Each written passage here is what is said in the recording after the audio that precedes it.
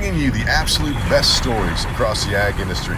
You're now tuning into How I Built This Ag Business, an original series by AgSwag. Hey everybody, welcome to another episode of How I Built This Ag Business. We're on here today with Chris Earl and Amanda Radke with CK6 Consulting. Chris and his wife Krista started CK6 Consulting in 2008 with their 6 children, which is a consulting business that specializes in purebred Angus. Chris and his family also own CK6 Source, which is a semen sales business, and Reverse Rocking Our Ranch in New Mexico. As far as Amanda's background, she's a 5th generation farmer, or rancher, I should say, from Mitchell, South Dakota, alongside her husband Tyler and their 4 children. They operate Radke Land and Cattle, which is an Angus seed stock operation. Many of you watching probably recognize Amanda. She's also a speaker and an author in the ag community. And we ran across Chris and Amanda because they've teamed up with a new venture, Bid on Beef, which is a new concept we'll get into later on the podcast. With that, I'd like to welcome both of you to the show. Well, thanks for having us. Thanks, Jordan. Glad to be here. Yeah, I guess let's start with Chris. I guess you grew up in Illinois, I saw. Did you grow up on a farm or? No, well, I actually grew up on my dad was an anesthesiologist, and we were big sports people, but my grandpa had a cattle horse ranch on the Arizona-Mexican border when I was young. And I really got the bug. I really got the bug for the Southwest. I got the bug for cattle. We used to go there for roundup. And then, so we started raising Arabian horses in Illinois. I went to Western Illinois University, played football there. So I was on that dumb jock plan. So I was there 5 years and ran the cow herd my last two years. And then I got hired by Sunny Valley Farm in Yorkville, Illinois, big operation in 1989. And that's where my Angus career started. So it all kind of started in Illinois and it's ventured out from there. Okay. How'd you work your way down to New Mexico? Your wife from down there? Well, we sent all of our kids to Catholic school. We have 6 kids. And I always told her as we were going west at some point, because I consider myself a cowboy and a Western guy. And so when we kind of finished that Catholic commitment on 6 kids, and then I just staked a claim really between Denver, Amarillo, and North Platte on really where I wanted to land. Started looking at land. This ranch came up. It was perfect. It's the high country, 6,200 feet, rolls right into the Rockies, great grass when it rains, and just decided this is where we were going to put our roots down for our part of the family tree, and whoever wants to ranch and meet a challenge on a daily basis, we were going to do it in Maxwell, New Mexico. So cool. And how'd that ranch start? How big was the ranch when you guys started? So we're about 8,500 acres, right? 8,500 acres right now. We've got a partner that's got another ranch in Colorado. It's about 10,000. And we just dug in with purebred Angus cattle. Progressive. We do a lot of embryo transplant, a lot of progressive science stuff and technologies, which is really, really rare for this part of the country. And so I like challenges. So Jordan, I looked at this part and thought we could bring a progressive approach to tough country. And the market's huge because there's not many people down here that have survived this way of life down here. And we're 10 years in and we're accepting the challenge every day. So. Yeah. So what was your background before you started the ranch down there? Were you just? So I was an ag business major, animal science minor out of Western Illinois University, but I managed and became vice president of Sunny Valley Farm out of Illinois, which was a purebred Angus outfit, but we fed 1,000 head a year. We farmed about 1,400 acres, grew into a ranch in Laramie, Wyoming, grew into a ranch in the flats of Colorado. So it was really 3-phase. That came to an end in 2009. And then I started my consulting career kind of end of 2008, but always kind of been on that 33 years in that high-end Angus seed stock business. So yeah. And how'd you get into this consulting stuff? Got too bored with yourself? Well, yeah, I do. It's funny you bring that up, Jordan, because I do. I consult myself to this day, every morning at every minute of every day. But when I was at Sunny Valley Farm, we had a lot of customers. And what happens is you wind up having a communication with these guys or women all throughout the year. And because you realize that sale day is important, but the other 364 days to get to that sale day, I think were more important. And to be frank, in agriculture, there's just a lot of people that don't want to leave their farm. So it's very tough for them to see the full scope of agriculture and the marketplace. I really enjoyed that part because I enjoy people. So I've always traveled a bunch. And I just thought I really had something to add to people, good people that wanted to try and make a way in this way of life. I thought I could add a perspective that would help them do that. And I found that in consulting. Yeah. So who was who's your first client? Like well, I still have them today. So I'd like to consider my first client, John Wessel and Tom Wessel out of Pineview, Angus. They were arguably my best customers at Sunny Valley too. But, they're clients, but they're more friends. So really you go through this way of life together. And it just so happens that, I'm a results oriented guy and I'm a results oriented company. And I want all of our clients at the end of the day, not to have my service gauged on, did I come to the farm enough? Did I do this? I want to be gauged on the results. Am I bringing value back to the ranch or the farm that make my advice worth it? And to this point, I think, what do we man to 32, 33 clients, I think at this point. And we've tried to add a lot of service that brings and a lot of value that brings dollars back to the farm and the ranch. So, and you guys are mainly focused on like the marketing side of things is what I can tell. Like, are you working on developing the genetics with them as well? Every day. I mean, that is, Jordan, that is marketing, right? At the end of the day, this thing turns out to be about genetics. So if we don't have some sort of input, we're an opinionated company. I mean, there's a lot of people that either from their end or my end, we chose not to go forward or not to start a relationship because we do have a genetic opinion. And I think that's important. I think it's important for us not to take all comers. I don't want to just shop somebody's wares. I want to really believe in their product, their management, the people behind the data, and be able to help them bring that to the marketplace and get paid. And that's a very important part of our company. I'll be honest with you. I think we're the only ones that do it that way. Is that when people see our clients or our company, they can pretty much figure out what they're going to get in the marketplace and what our approach is. Cool. Yeah, let's loop Amanda in here. I guess tell us a little bit on your background and I guess how you met Chris and joined up with him. Yeah. So I met my husband judging meats at South Dakota State University. He's a guy from Minnesota that I said, I'm a South Dakota girl. You're going to have to follow me here. So he did. Moved back to the ranch. We lived just a half mile from my parents. I have a long history of the seed stock cattle business. So my grandpa, Arnold Wink, was the first guy to bring Charolais to the state of South Dakota in 1958 and has been in that business ever since. And on my dad's side of the family, my dad and grandpa got into the limousine seed stock business in 1982. But my husband and I, even though we live right next to mom and dad, we are basically first generation, kind of starting from scratch. Kind of worked our way up, building a herd, putting together some land, getting equipment, kind of just everything. And we met Chris a few years ago. So I'm a writer. I had written for Beef Magazine for 13 years, 4 blog posts a week on beef industry trends. I started speaking across the country on some of these trends and things I thought producers might need to add profitability and be successful and counter the misconceptions and really shape their path in the industry. And I met Chris by happenstance. I was writing a children's book titled Faith, Family, Freedom.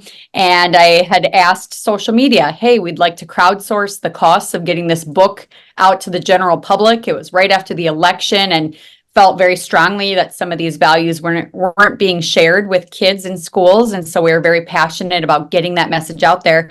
And the first guy to sponsor it was a random dude I had never heard of, Chris Earl out of New Mexico, some cowboy.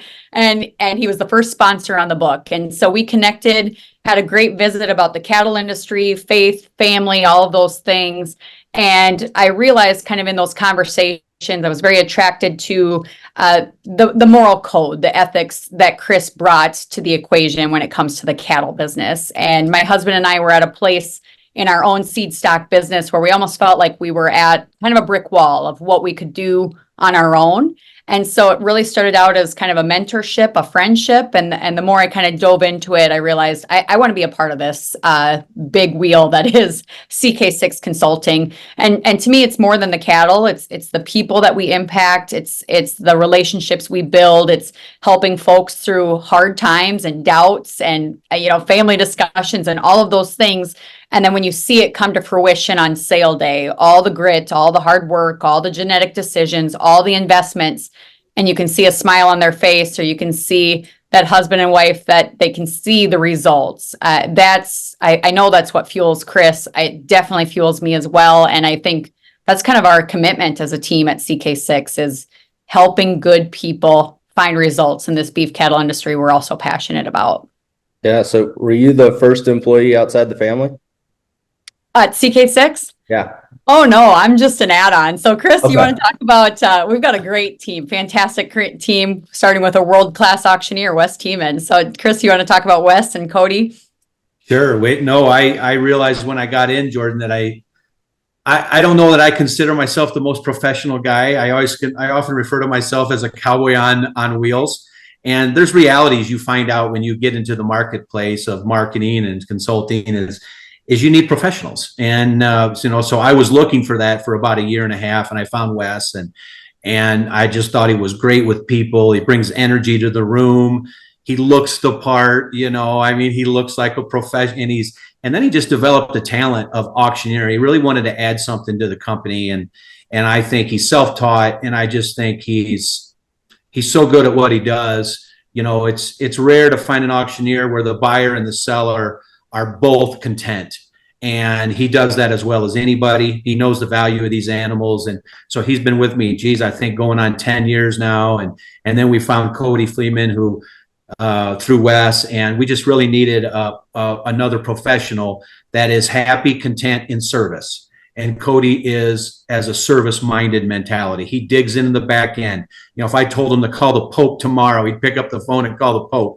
He's not afraid of talking to anybody. And just to have somebody that can take care of that back end of our business and the follow-ups and all that stuff, and somebody people can call to outside of me because I've traveled so much and on so many ranches and farms, was huge. So I think Cody's into our third year. We added Amanda a couple years ago just because, she's amazing. I tell people I'm riding her like a rented mule right now. She's in front of everybody. She speaks my language. She's got a combination of a moral ethic that can go in front of any crowd, no matter who it is, no matter if she thinks they're, foe or friend, and she will speak the truth. And for Chris Earl and my company, I want people that'll speak the truth, no matter the cost. And I found that in her, and she's amazing. So, she's really turned into the communicative face of Bit on Beef, of moving that way in CK6 Consulting, and I'm tickled about it. So I'm very, very, very, very excited about having her. Yeah. So what would a sale look like if I wanted, say I was a customer and I called up, hey, Chris, you got to help me out, dude. I don't know what I'm doing, but whatever I'm doing is wrong. Like, you got to help me. Well, what would you go in and what would you look for? And I guess, what are things that you've seen throughout the years that really separate a good sale and a bad sale? Yeah. So the number one thing I look for in our clients is sincerity. Are they sincere about wanting to win? I'm a very competitive person. And I want our clients to win because as I back our business up, we're genetics, people, business. I figure real quickly that if I can help good people win, they're going to do fabulous things with the things that they garner. And that's in time, financial resources, whatever. This is the American way. The American way is the support of great people. And so if they're sincere about it, Jordan, and they come to me, then we start to have frank discussions. We start to have frank discussions because at the end of the day, one of the most things I find in people is most rural people are rural people for a reason. They just want to be left alone. They just want to do what they want to do on a daily basis. But I've told them, corporate America has taken advantage of that mindset now going on 40 years. We've had our heads down, making hay, plowing land, taking care of families, and this whole infrastructure above us was created to suck the premiums out of what we do. And you know what? It's there. We're there. So what we have frank discussions about is, how can we take what you're passionate and what you believe in, take the advice that CK6 can give you and get you paid for what you do? That's my number one goal. My number one goal, even from people that tell me, and I've had a ton of people tell me, Chris, it's not about the money. Guess what it winds up to be about, Jordan? It turns out to be about the money. Everybody needs to get paid for this lifestyle, or this lifestyle doesn't exist. So to finish the point, every operation is different too, Jordan. So the good Lord gave me the ability, I think, to size things up as I move through my day and I move through different relationships with people. And my advice, therefore, is not a template advice system. My advice comes from the ability to size up who my customer, who my client, who my owner is, and do the things that are going to meet and exceed their expectations. And that, for me, is a daily process, is a voice to voice challenge. And it's what I think CK6 has gotten very good at. And that's because we are focused on the result through the client or the owner to make that happen. Cool. And I could speak a little bit on the client side of things. So when Chris came along and I was starting to tell him some of the challenges that our operation was facing and where my husband and I were at in our seed stock business. And at that time we had a couple different breeds. We had Mananju and Limousine. And so we're managing bull clients. We're managing people that wanted to buy show calves. And it was just, it wasn't as focused as we were hoping it would be. And like I said, we were kind of stuck on our own. And so we really needed a mentor. And so going to Chris, telling him your story, telling him what you're dealing with, the challenges are, and he has a knack of making it your idea and not his. So he's very patient and he'll tell the truth. He'll tell you where he thinks the problems are, but he lets you kind of come to the conclusion on your own. And so Tyler and I, we dispersed an entire cow herd last August, and we bought our first Angus female, and $40,000 for this female. And I'll never forget, we brought it home from Aberdeen, South Dakota, bought her from Hart Angus up there, beautiful female. And we unloaded the trailer, and my husband says, we are never going to pay this heifer off. And before she had her first calf, she had done 60,000 in sales. And so it was a lesson in faith and humility and trust that here we have brought on an expert in his field who understands the Angus breed, who understands the genetics. Let's trust the process. Let's see how it unfolds. But he does it in a way that allows it to be our brand, our stamp, our style of cattle. But he helps with the marketing, the delivery, and getting it in front of the right people in the marketplace. And that's really the value I see over and over again with the different families that we work with at CK6. Cool. Yeah, I'm going to stick to the client side of things. You said you were you might as well have been a first generation farmer.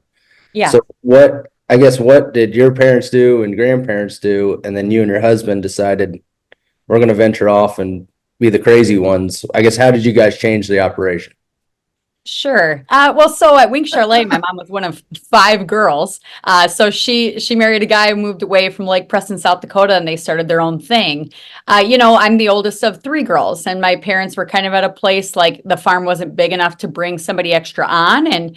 And so we look at it as sharing labor, sharing resources. We work back and forth with each other, but bringing in an in-law, my husband, needing to be his own man, needing to be his own entrepreneur, business decision maker. That's really tough, when you're working with a father-in-law. And so I think we always knew we needed to have our own thing. And my mentality, and I speak on this on the road a lot to the younger generation when you're talking about family dynamics and multi-generational things, is so often young people count on their sweat equity, making it so that they're entitled to an operation. And my mentality is my parents could lose it all. They could give it away to the church. There could be, sibling fights, on their deathbed. There could be all kinds of things.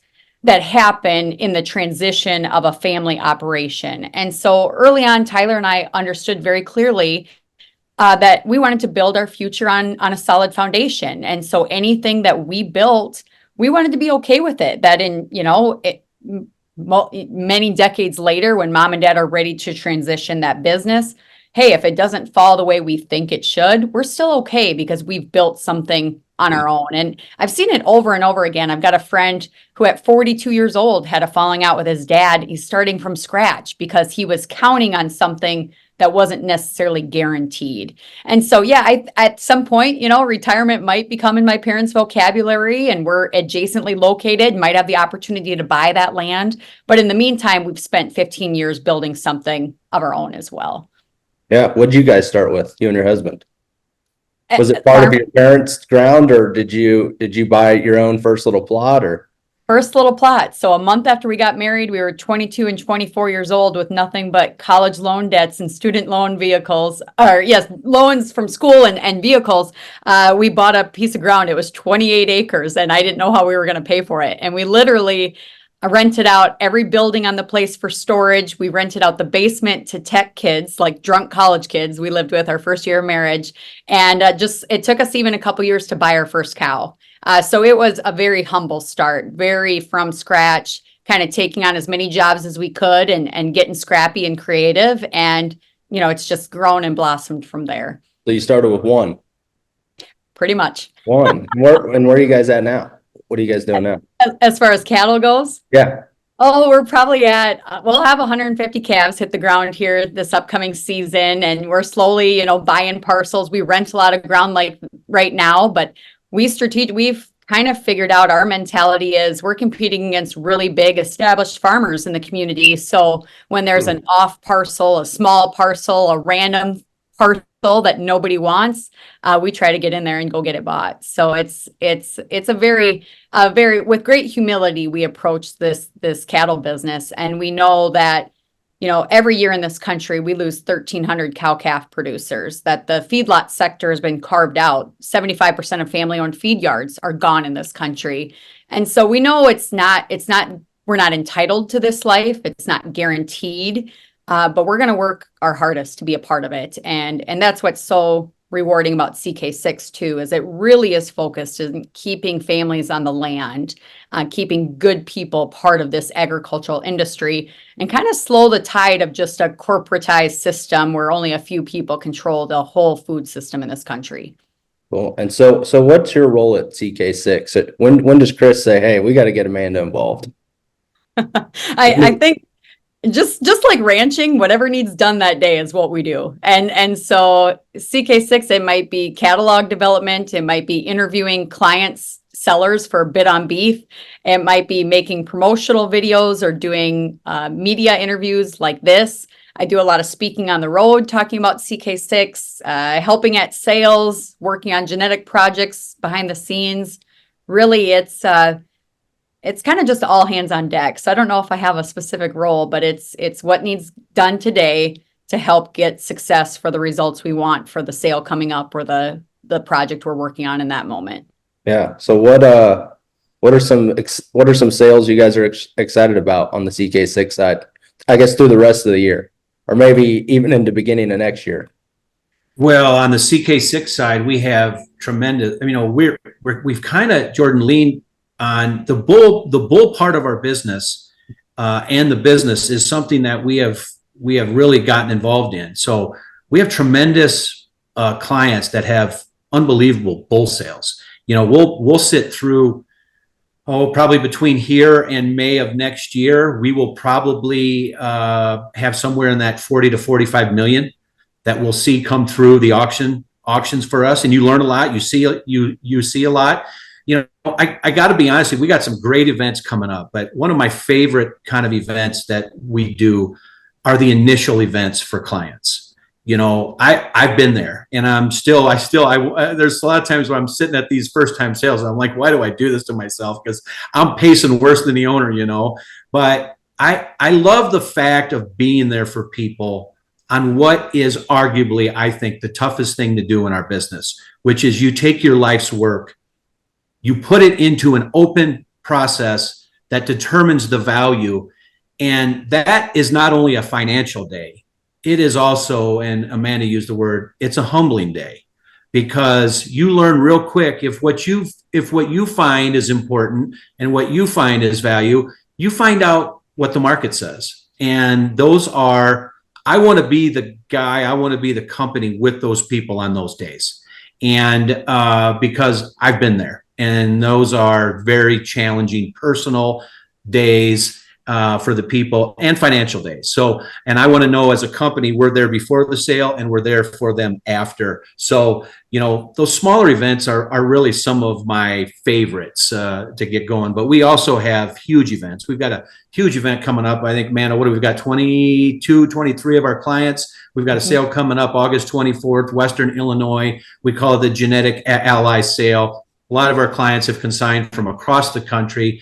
We kind of make it an event. People in agriculture, as I've gone through the business, like to get out and do things that are fun, because there are tough days in ag. So when you can make it an event instead of just a sale, boy, we get a lot of people. We're going to have great music. We're doing a bid on beef auction that day. Most people at that sale will have never been at an auction of meat before. So that's always fun. I love watching Wes sell meat.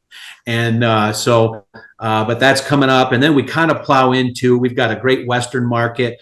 We've got a good young breeder in California. I think he's poised to be one of the good breeders in the West. He'll have a bull sale early September. And then we really roll into our fall schedule. And really, besides really what, Amanda, the last 2 weeks of December, really through the Christmas season, we really are solid all the way through, early May of auctions. So very, very exciting time for us. And it's where people get paid. So it takes a lot of our focus. And did you say you got 30 some, 40 some clients? Did you say that like 5 or 6 might come together and do a sale together? Oh, we've got 20. I think there's 22 clients in this sale that are come together. Right. So, and I think it's just a great way to, we're big on cash flow. So off times of the year, when you maybe just have one bull sale a year and you want to sell some females, we try and schedule events where you can put some females in, manage cash flow, but it's also branding. It's about getting your prefix on your cattle sold to other operations across the country. And hopefully those people have a great experience with your animal, and you're just growing your brand. And also, we're I call the Angus business a 51% people, 49% genetic business. And I think it's always great to get together at these events, make relationships with the people, so that when it comes time for the commerce part of what we do, at least people have a feel for the people they're dealing with. I always think it's a great lead in. A relationship's a great lead in a great business. Yeah. And at this one, are you selling how many head, like what all are you auctioning off? Are you doing bulls? We're auctioning everything. It's funny, Jordan, you bring that, because it's funny. We do a lot of embryo transplants. So I always tell people, the moment the embryo tech leans over the dish of eggs and says, "You've got 10 fertilized here," I'm like, my marketing mind's kicking in, right? So everything from a fertilized egg to an 8-year-old cow, in my world that I run in, is a genetic. So we have, I think there's somewhere close to 60 lots, but it's all varied. We're selling frozen embryos. We're selling fetuses that have been sexed. We're selling open donors. We're selling fall heifer calves that side of a recipient. We're selling bred cows. I mean, we're selling some semen at the end of the sales, 10 straws of semen. So it is basically a genetic display of everything that CK6 gets to work with throughout the year.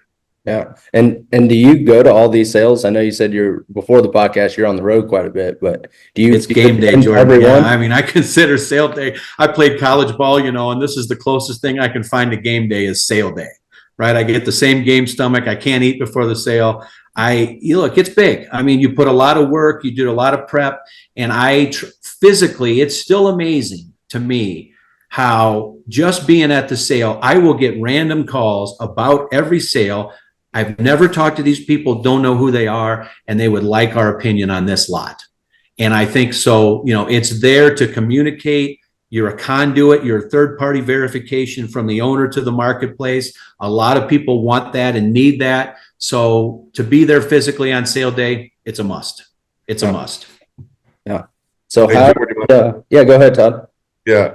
Chris, let me ask you, because I told you I moved out here, and I got a good friend down in Texas, runs a big operation down there, a general manager of a agricultural entity.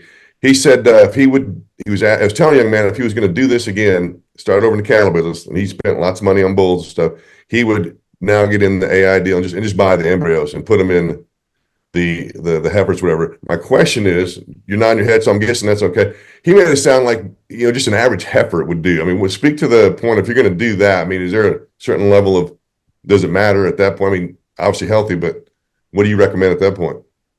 So I do. I think, like I said before, I think, Todd, is managing expectations, right? So if somebody had a 5 to 10, maybe a 20-year view at this business, then there are very economical ways to get them started, right? Because you can take a $30 straw semen, you can manage 50% of that animal's genetic makeup for the next 5 years. You can do improvement.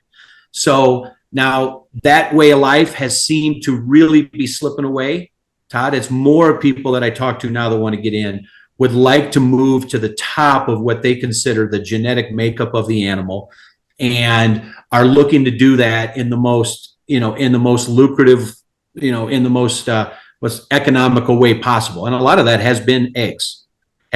So as these animals get flushed, as we say throughout the business, and we're making 5 different matings out of a donor cow in three months, there's a lot of those eggs that are winding up in the marketplace that people are trying to add those genetics most economical way and start that as their production level. But I related everything kind of top down, and it's really the expectation thing. But my mindset, Chris Earl's mindset, and I think most of our clients' mindset is I love the premium steak market. And that is, I want to run in a marketplace where a guy's willing to pay $60 to $100 for a ribeye, rather than a person that's going to Applebee's and they're upset if they move the steak from $12 to $14, right? So and that's just my natural, that's my mindset. I want to partake in the field to where people are looking for the value of the animal past just the price. And that's where we give a lot of our consulting to. Let me ask one more thing, Jordan, if I may, and then that's probably it for me. But notice you're consulting, you'll get into the management side of things, nutrition management. We got this big movement in regen and pasture and rotational stuff.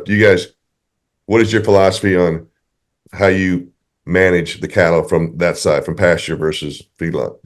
It's no question. It's part of it. It's because as you give genetic advice, so I'm in every region of the country. I have clients in every region of the country.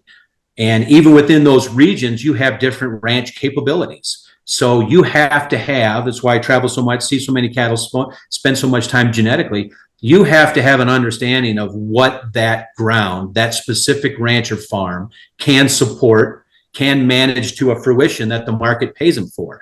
And so it's a very humbling way of life, because I'm in Northeast New Mexico. There was ideas I had when I came here that the good Lord said, not here, genetically. So, we've had to adapt our mindset and our principles and our stuff that we thought we wanted to do. We've had to adapt it to the part of the country. And that's no different than any other client that I get, is we give that advice. I try and get to every place probably 4 to 6 times a year, because I need to be able to get familiar with the management of the cattle, get familiar with the land, and then of course help people develop their everyday activity towards the marketplace.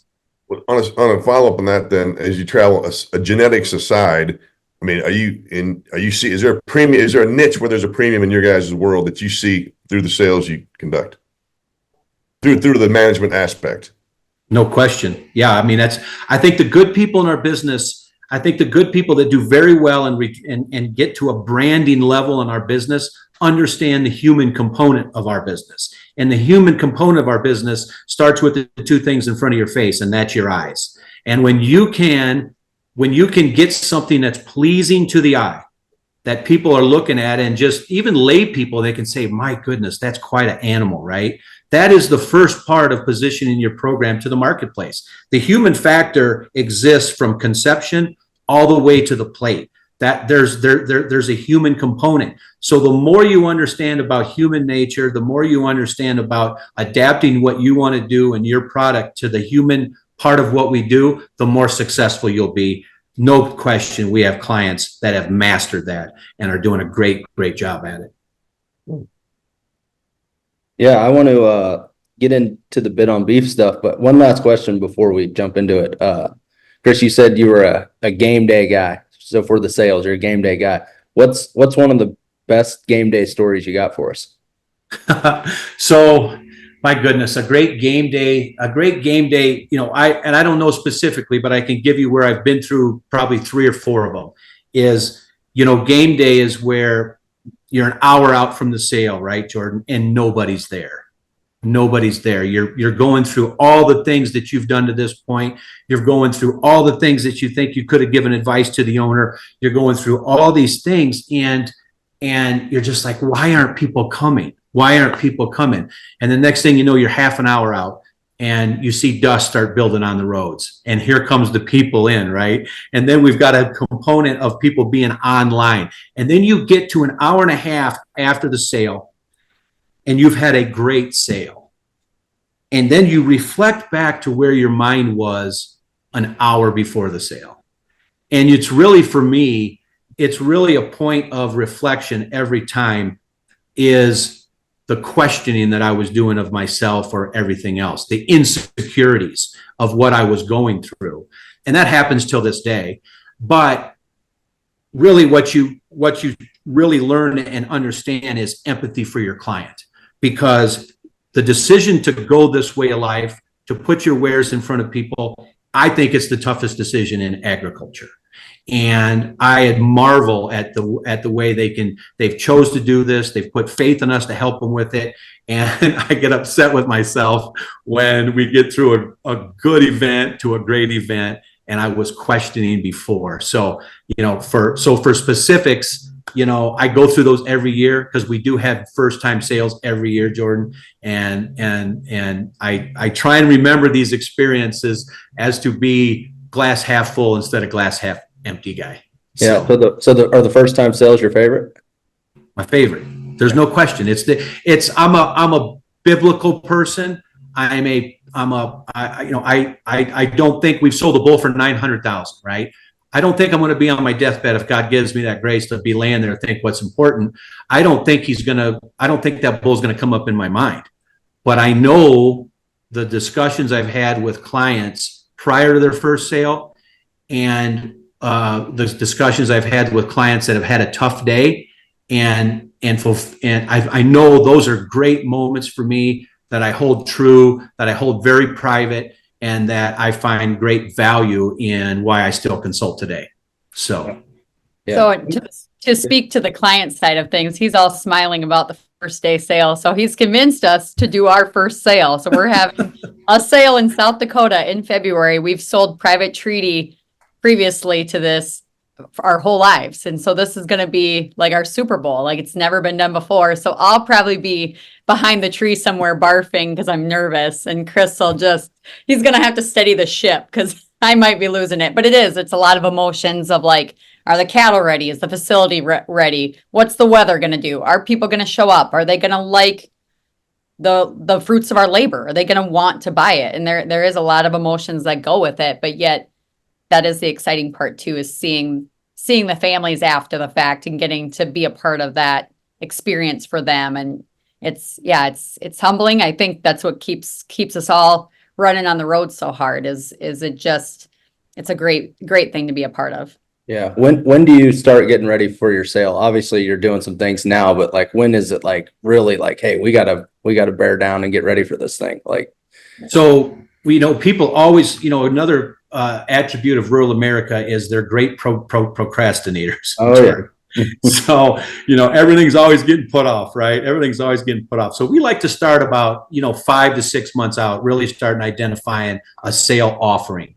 And then as that goes forward, there's a lot of hoops that these cattle got to go through. We got to go through, a lot of times we got to go through preg checks. We got to go through, on bulls, we got to go through fertility exams. A lot of data points have to come in. So you start, I often look at it like a funnel. you start narrowing as time narrows, because the pressure of time is the great thing about an auction. It makes you make decisions, and you just start funneling down to what will be your final set that you will come. And I think, our final set a lot of times is 60 to 75 days out from the sale. We do a video process where we like to get all the animals videoed. We produce the book for people. So Wes does that for us. He does a tremendous job of laying the book out. There's a real art and a talent to laying out a program in a book fashion that really brings people to the initial thing is to attract people to your program. He does a great job at that. And then as we get closer, like Amanda said, all the clerical stuff, meals, seating, the facility, is our video up, how many calls we get, what do our analytics look like? All those things really start to focus down to that final day. So, the last 60 days is really crunch time, would be fair. Yeah. And once the book and the catalog get out 3 to 4 weeks in front of the sale, that's where you can really start to gauge what the interest level of the sale is going to be. Cool. Yeah, let's jump into this bid on beef. Who is this, your idea, Chris, or a little bit of your? It was. It was. I've probably got a staff that's probably wishing it wasn't at this point, but it's been 10 years probably. I had a meat company in Northern Illinois before I came to New Mexico. Really fell in love with the design of a product that winds up on people's plate. I thought it was an ultimate challenge. I thought it was, very rewarding. And I just often thought, as I go through, I am an anti-socialist, right? I am a private sector capitalist. And I just love, from both sides of the marketplace, the freedom for people to do what they want to do. And I've told Amanda 1,000 times, I was a terrible farmer when I was in charge of farming, because my number 2 yellow dent looked just like my neighbor's. And that just wasn't good enough for me. I didn't enjoy it. I don't enjoy commodity pricing. I don't enjoy level of the playing field. I don't enjoy any of that. I want people to be able to distinguish their efforts and their person from the rest of the marketplace. That's where Bid on Beef came from.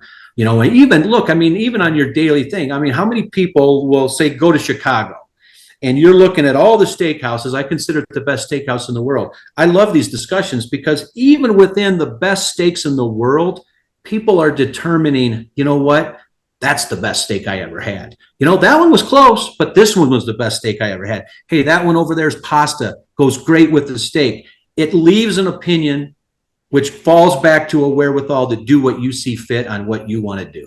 And I wanted to establish a platform to where people across the country, a cul-de-sac in the middle of outside of Provo, Utah, I don't care where it is, could do their research, fall in love with a place in Texas, and wanted to access that product and wanted to pay what they wanted to pay on any given day to bring that to their home. And we've developed a platform to do that. And now our job is to align a great product, great people, an American product. I'm really big on that, Jordan. I want this to be an American product. I don't want there to be any doubt of where this animal came from.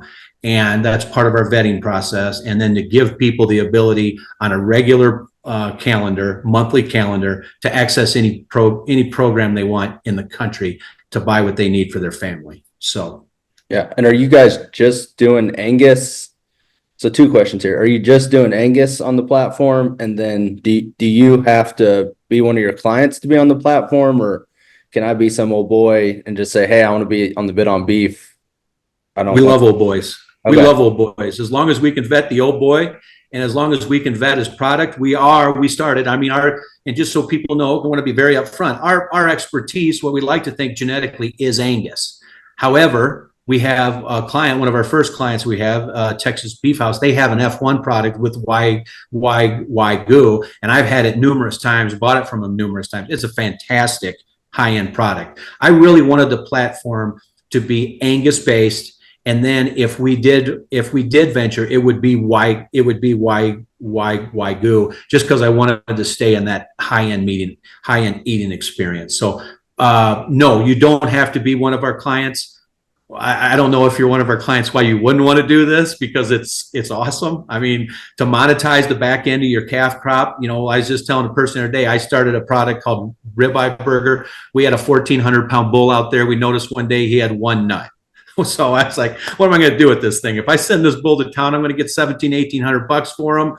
I said his steak won't run with the top end steers in the country. We made him all ribeye burger. We put the whole animal into burger. We monetized him at $4,500 off the platform.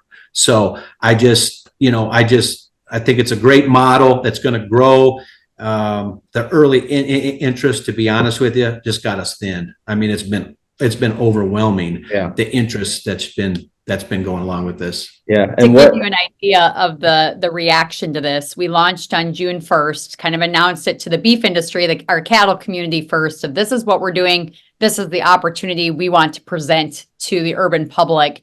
Since June 1st, our team has interviewed over 130 different ranchers. In fact, while I'm sitting here, I've gotten a voicemail and a text for new sellers that want me to call them back and interview them. It's a very strict vetting process where we talk about the genetics, the nutrition, the health, the feed, the management, the processing, the relationship with a USDA inspected facility, their ability to ship and make sure that beef gets to that consumer, making sure that beef actually is what they say it is and that it tastes great and it's going to be a great beef eating experience. Of those 130 that we've interviewed, and there's many more to come, we've signed on 21. So it's not just anybody and everybody. We want elite. We want the best of the best. And then when we say at Bit on Beef, this is the best we can find in the country, we mean it. And so that's what we're standing behind every single producer on the platform. And we're going to tell their story all across the country to as many people who would listen and be interested in having that great beef eating experience. Yeah, I mean, I love the concept. We did a write-up on it, is how we came about it. Yeah, we appreciate that. Yeah, I was told my dad, yeah. God damn, that's a good idea. Like, what are we doing? We should have came up with that. And I'm like, I got to get these guys on a podcast. We got to figure out what's going on. So I did my recon on it for about 2 years, Jordan, and I'll be honest with you. I didn't have one person that had a negative opinion about the concept. They were just exactly what you said. That's what most of the opinions were. Yeah. Like, yeah, that sounds great. Yeah, I love it. So it's exciting. A lot of the credit goes to Amanda. She's obviously been the face of it, and we are learning as we go too. I mean, we are in a new field here, right? So we're dealing with a lot of existing meat companies that have had their standard way of going through this, and to convince them to go to the auction thing it's a challenge. It's a challenge, but there's no question. The ability to monetize an animal, the full scale of the animal.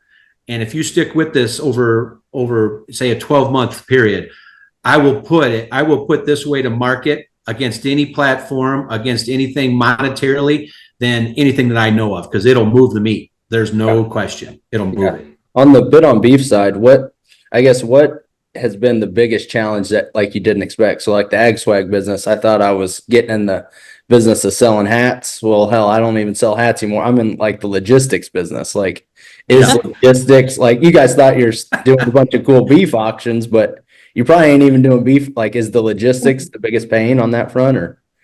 Yes, it is. I mean, it is. I'll speak for Amanda because she's in the fire. I kind of distanced myself from the company. I gave the idea. Obviously, I try and oversee it and have some input, but I really wanted them, as owners, to be vested and really enjoy what they were doing here. And we have found out that the logistical part, no question, Jordan. I mean, just teaching people about the auction process, right? Mm-hmm. I mean, we have some people that, even we can spell it out as clear as can be that we're going up by $1 increments or whatever, and they'll type in, $100, just hit a button. And that kind of thing. So there's all these things that we are tweaking as we go forward that we're trying to make it in marketing. And what the market wants is they want a nice, easy process that they can get to where they want. Where I, as the seller, I want an exciting process. I want people to be desirable of what's selling and to come with some emotion and say, I want to own this, So to match those two into a platform is a lot of tweaking, and I think we're gaining on it in a big way. from our signups of people that are logging in with their credit card, I think much more people are becoming comfortable with it, which is great to see. So Yeah. What are you seeing on like the people actually bidding and winning the auctions? Is it me sitting in my house in Kansas City, or like you said, the famous steak restaurant in Chicago? Like who's winning a lot of these auctions? well, here's what I told the team just to keep them excited, Jordan, was the best I can tell is we have 300 million people as our marketplace. Exactly. So as we look at it, it's everybody. Yeah. I sold this hamburger to 9 different states. I don't have a meat company. We just decided to start selling on part of our platform, and we sold to 9 different states. So as you look at it, I'm one of these that really enjoys not capping people, and I don't want to cap the market. My personal goal is that I want to sell a lot of meat, and I want a restaurant or restaurants to come and source their product on this platform on a regular basis. For me, that would be a sign that this platform has moved to a whole nother level of fulfilling the desires of the market. And those restaurants, no doubt for me, are going to be people that have made a living decades by selling an elite product, not by selling a cheap product, not by selling something they're marked up 10% or 15%, but by selling the experience. And those are the people that we are really looking to attract. And to be frank with you, there's thousands of them, millions of them. And I think there's people at their homes that want the experience. So. Cool. And the excitement that's come with it has just been wildly beyond our expectations. I mean, we've had buyers for cruise ships at our auctions. We've had restaurants, we've had families, we've had people buying it as corporate gifts for their employees at Christmas time, for their customers to send out as a thank you. Just one of our clients has done 6 auctions and has done more than $200,000 in sales. And what we tell our sellers is we see this meat business as a grind. It is a daily grind of slinging steaks, of trying to deliver or ship one, purchase at a time. It's a pretty tight margin business, and it's time consuming. And a lot of ranchers don't have the wherewithal to run an online business every day, to sit at a farmer's market every weekend. So what Bid on Beef does is a few things. Number one, it helps clear out the inventory. It helps empty the freezers. We're moving a large volume of product in a very short period of time. Number two, we're hopefully, if we're doing this right, we're getting a premium for this beef for our producers, so they get paid for what they love to do, for being really great at what they do. Number three, we are connecting people to urban America, the people that we want to serve, and we're helping to get that beef on people's dinner plates, because I believe once they try that beef, they're going to come back again and again. And number four, we're putting all of it entirely in the shopper's driver's seat. Like, they're fully in control. They get to pick the ranch family that they want to purchase from. They get to pick how many pounds and what types of beef that they want to buy. And ultimately, we're saying, you tell us what it's worth. You pick the price. And so it's really exciting to see what the value is at the end of these sales, and really how we can move the needle for producers and kind of help with cash flow and marketing and branding and getting their beef out to the general public. Yeah. What you said someone's done 6 auctions so far. How many auctions you guys running on this platform? Are you doing one every day, or? It's going to get that way really fast. It is growing in such an explosive rate that I don't think any of us anticipated. And so, yeah, talking about entrepreneurship, we're building the ship as we go. We're already out to sea. We're building it. We've got a sale probably once a week. Basically, we're averaging sometimes twice a week. Some of these producers are selling every 2 weeks. They want to be on the platform all the time, once a month. Some are trying it just once and seeing how it goes. And so it's a little bit different, but just like cattle sales, I truly believe, our team believes, competition is going to rise the best to the top. And the beef that's the best, the professionalism, the branding, the experience with the customers, that's what's going to really drive success on this platform. And so we're kind of hoping with that really tight standards of vetting the ranches and then presenting the best of our best, it's going to elevate the whole experience. They're going to start competing with each other. And really, it's going to create some very respectable beef programs in this country that I think people are going to be very excited to purchase from. Yeah. Do you guys do big auctions like you do on the on the cattle side of things? Like, or do you have a big one coming up on the Bid on Beef platform? We do. We're actually going to have a live one. We're going to have a live auction. So you said like a live auction. Those are my favorite, Jordan. We have a timed auction process where I think most of our auctions are going to wind out, where it's just online bidding, right? But then we have the physical events where, it just really adds to have, we'll have probably 150 people there, maybe 200 people to watch us sell meat to a crowd and online. That atmosphere adds a lot to the value. We've had auctions from one thing our clients that are beef people that are not used to, we've had $7,500 to $60,000 days for these people on auctions. And that's just as you go through and you vet these people and you talk to them, those are not typical days for the average person with a meat company, right? So that is one of the real difference makers I think it makes about the platform. But there's no question. I mean, as we move forward, and I think as we've already had some people reaching out, big time programs that want to have that big physical event, where they come out and we're there and we've got the auction process and it's a big deal, invite deal, serve the product, let people taste it and that kind of thing. So we're excited to get involved in those. What's yeah, go for it, Amanda. Well, I was going to say one of our first auctions, we averaged $68 a pound. I mean, we had people literally jumping out of their seats, celebrating, people clapping for each other when they'd win, people giving each other knuckle pounds and just like totally getting all into the experience of cowboy culture. I mean, this is how we buy and sell cattle every day in America, and we're inviting the general public to be a part of that experience. So it's really exciting. Some specifics of the August 24th event, we've had the carnivore community really plug into this. These are folks that want to eat beef every single day. They're coming onto the auctions, they're sourcing their beef, they're getting it shipped straight to their door. So we're going to have a carnivore meetup at Mudge Farms in LaSalle, Illinois on the 24th for that Genetic Ally sale. There's going to be a meal. We're going to have this little carnivore gathering. And then at 6 p.m., we've invited all these carnivores, bring out your coolers and we'll fill up your coolers. You can buy beef that day. You can meet all the ranchers and see some cattle, and it's going to be a really great experience. So really, we're trying to bridge the gap and really bring people into our life, because I've always said if people got to meet America's farmers and ranchers, they would fall in love with them because of the people, and the people is what makes this industry so great. Yeah, I would imagine these events will probably help tell our story a lot better to the end consumer, because it's crazy the amount of people, like I live here in the city now, like hell, 10 out of 10 people I talk to never even been on a farm, don't even know what's going on a farm. Unbelievable, ain't it? Yeah, crazy. You're right, Jordan. And then they're like 20 minutes away. It's like, what? Yeah, like you're right. Like there's a big disconnect between urban and rural America right now. So anything you can do to get our lifestyle in the front of people that eventually eat our product, I think it's a great thing. Yeah. So what's the most expensive piece of meat you've sold on that platform so far? So I know this one. So we had a lot down in Texas, and we sold 9 2-pound tomahawks. And so it was 18 pounds of tomahawk, just fantastic meat. What a big lot. And when the bidding, and we were selling it by the pound.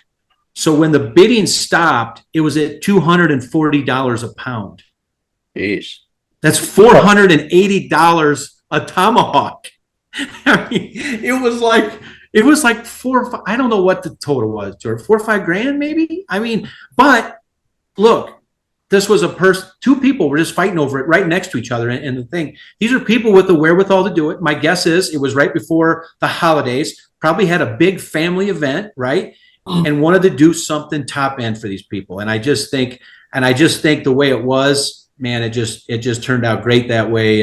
And it was exciting to watch. It's exciting. Yeah.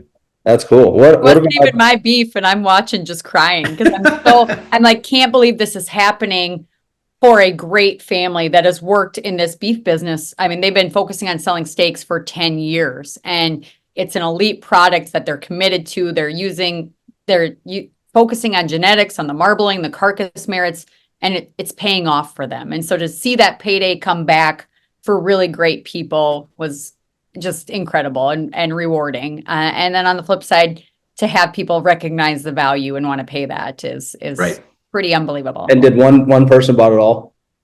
Yeah, took the whole lot. That sale was part of that lot was part of a sale that did, I think, $60,000. And I think what we sell them, man, 1,300 pounds of meat, 1,400 pounds of meat, I think. And it was just an incredible day. And really was one of the things that really got to launching how we want to do this. And those days aren't going to be typical, but they're days of showing you the upside. If you don't cap yourself, if you trust your product, if you trust the marketplace, those days are possible. That's crazy. And, Yeah. and the big comment that was made after that sale beyond the price was that was 3 or 4 months of farmers markets for us that we did in 90 minutes. And so it's a mindset shift too, of like, we're going to pull our premium product off the market. We're not going to sell these steaks every day of the week. We're going to make it exclusive to Bid on Beef. And that drives the excitement and the rarity of the experience too. And so people know that's when I can get that beef. I better fight for it. Cool. So that was my question. These 20, I mean, obviously you're vetting them extremely strong. So these are good people, or they had solid businesses already. What percentage of their business are they giving to you? Is it all in? You kind of just refer to that, or are they still going out and doing other channels to sell their meat? It's a good question, Todd. I mean, it's one of those things that we talked about. The challenges I'm a big believer in the marketplace of denying the market your product until you give them a shot. But I know the transition of being online marketers of beef to this point and this kind of thing has been their mold, has been what they've stood by. So we try and give them advice through. We're trying to work through going from an old business model to a new business model. But eventually, I do believe that you can't serve two masters on this. I do believe that you're going to have to choose one way or the other. We are more than happy, good people, like we said, whichever way you want to choose. I believe in our process. I believe that our model is going to bring the best rewards to your effort. But we are in the short term, as this is a new venture, never been done in America before. We are letting people transition. We've had some that just are full in. This is the way I'm going to do it. Love that part. But we are letting people transition from an older model to this model. And we liken it to the CK6 side, the genetic selling side. We tell folks you wouldn't sell your best bull private treaty 2 weeks before the sale, and so treat your steaks the same way. And but it is a mindset shift. But we try to give the best advice we can. But ultimately, this is their cattle, their beef, their business, and so we give advice. We help on the marketing. We help present it. We give that opportunity, and folks will determine how hard and fast they want to run with the platform. Well, do you guys have numbers? Have you run numbers to see? I mean, these people wouldn't keep coming back if they weren't making at least, if not more money than they're making. So I'm guessing, what is the average they're seeing in percentage increases on sales that are working through you guys and what they were doing? So I think we're early on it, but I do think we are running and exceeding the prices on the primals. But I think one thing we're doing very well, Todd, is like Amanda said, the ability to monetize the full animal. What we have learned in the vetting process and what we've learned, there's a lot of cuts that aren't moving for people, that they are building up on freezer space. Once your freezers get full, you're really left with a question: do we buy more freezers, or what do we have to do with this meat to clear out so we can get to the primals? And I think one thing about this process is the ability to access it. We do not charge as a company. We don't charge. We haven't, the 21 people that we have not charged them. Mm-hmm. Like I said before, we are results-oriented business. I want to show the results. That'll be our payment. So we're not paying them to be in the process. We're not even paying them to be on the site.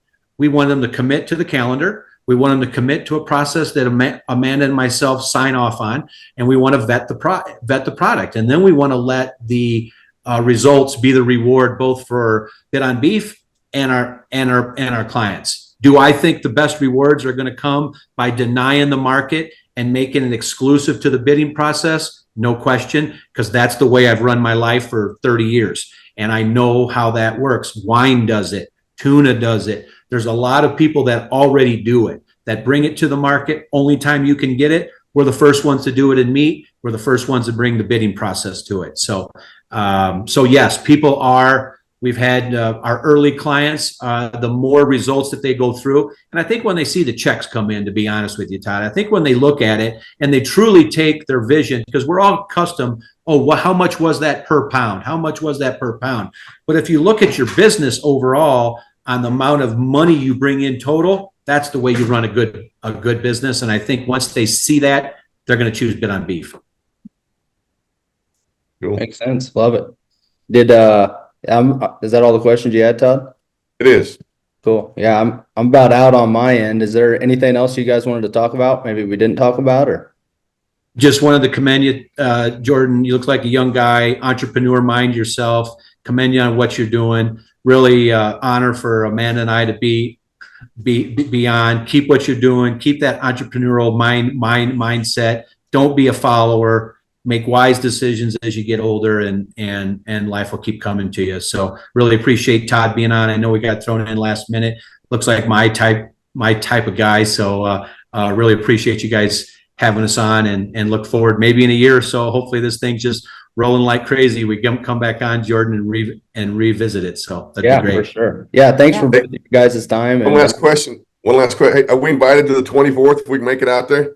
Yes. You know what? We would love to have you guys. All right. That would be Please do. awesome. I'll get you the I'm details. gonna look at it because we're gonna be in Boone, Iowa 2 days later. Yeah, we will. Yeah. I may try and get out. progress. Let's do a We'll set live you up a broadcast table. or something. Like We'll set you up a table. We'll go live. Yeah, Absolutely. it'd be awesome. Awesome. And I want to echo what Chris said as well. I want to thank you guys for your focus on entrepreneurship and business and agriculture. I mean, this is, if I could give advice to your listeners, it would be, don't wait till all the factors are perfect. Don't wait till you think you're ready. Just jump into the deep end and figure out how to swim. And that's what we're doing with Bit on Beef is we're doing it scared, but we're going full speed ahead and really focused on keeping producers on the land and beef on the dinner plate. And that's really what drives us. So congratulations to you on your entrepreneurial pursuits. And I've really enjoyed watching your other episodes as well. Yeah, awesome. Yeah, appreciate you guys. And if we can ever do anything to help, let us know. I'll follow up. Yeah, we should. It's a good idea, Todd. We should stop by there right before we head to Farm Progress, and maybe we can set up some AgSwag and sell some swag to some people and stuff. Love it. Yeah. Awesome. See you I'll on the send you 24th. invite. Yeah. Okay. Awesome. All right. Cool. See you guys. Thank you. Thanks. See ya. Bye.